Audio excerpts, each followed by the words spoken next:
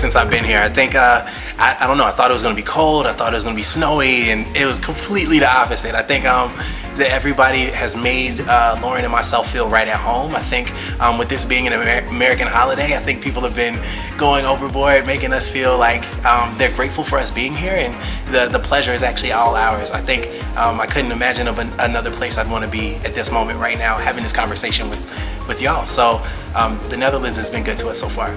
So I talked a lot about the role education plays within the context of society. So talked about the sort of realities of what happens in education systems in the United States, especially with regard to higher education. But I also talk about the promise of education, or the potential education can have for students from different walks of life. So I talked a lot about my personal stories and my experiences in school, and how students can sort of see themselves as achieving something they might not have believed for themselves. And I use poetry to sort of tell the story. One thing I really appreciate about Maastricht in particular is its ability to bring people from different corners of the world together in one place and interact and learn from each other in a democratic, respectful sort of way.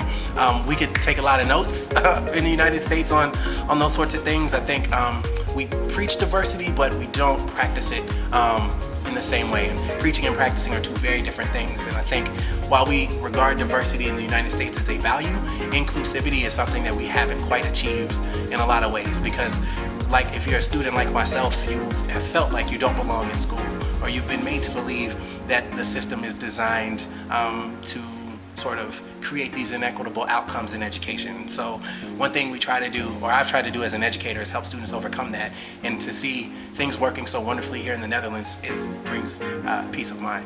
I'm really thankful something like the Ambassador Lecture Series exists. The most powerful part about it is that it's student-led, and with it being student-led, it's really reflective of how the campus supports your emerging voices. And I think we could take a lesson out of that book and really see how students can work together to evoke change and sort of reflect the change they want to see in the world through the people they bring to campus. So I'm grateful to be a part of that rich tradition, that rich legacy. I'd love to come back, wink wink, but I'm thankful to be able to spend this moment in time with you, especially given our political climate across the world. So God bless you, and thank you so much.